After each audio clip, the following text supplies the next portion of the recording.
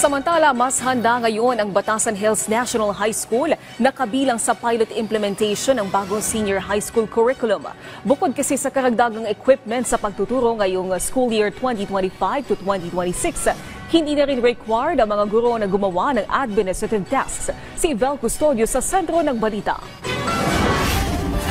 Senior high school na si Biana ngayong balik eskwela. Inaasahan niya na magiging epektibo ang pagtuturo sa bagong senior high school curriculum. And I'm expecting po sana smooth and successful yung maging subject plans, new curriculums, and new plans po ng advisors namin para sa amin. Excited na rin si Wendy ngayong pagsisimula ng bagong school year. Natulog po ko ng maaga kagabi, tapos nag-ready po ko ng mga gamit ko kagabi. Tapos gumising po ako ng umaga para makapasok po ng maaga dito. Pina-expect ko po na may makilala po akong bagong mga kaibigan at mag-explore pa po ako sa mga bagong skills.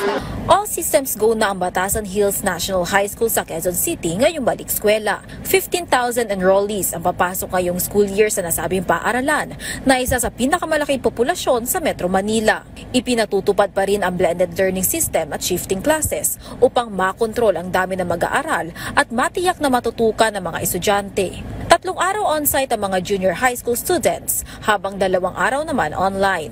Inihanda na namin yung mga pangangailangan lalo na sa aming blended modality.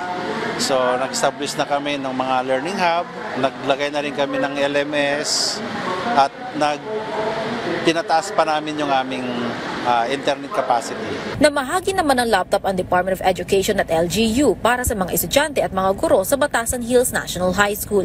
Nakatakda rin mamahagi ang Quezon City Government na headset na may noise reduction para sa online classes. Ayon sa principal ng paaralan, sapat ang bilang ng mga guro. Tinanggal na rin ang administrative tasks sa mga teachers alinsunod sa DepEd Order No. 6 na layuning mabawasan ng 57% ang paperwork sa mga teachers. Mula nung inilabas yung DepEd Order na wala ng administrative tasks, so wala pong teacher na mayroong administrative tasks na hawak.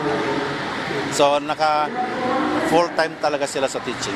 Samantala, positibo naman ang naging reaksyon ni ACT Teachers Party List Representative Franz Castro sa aksyon ng pamahalaan na pag-hire ng bagong mga guro. More or less 60,000 na mga teachers. So,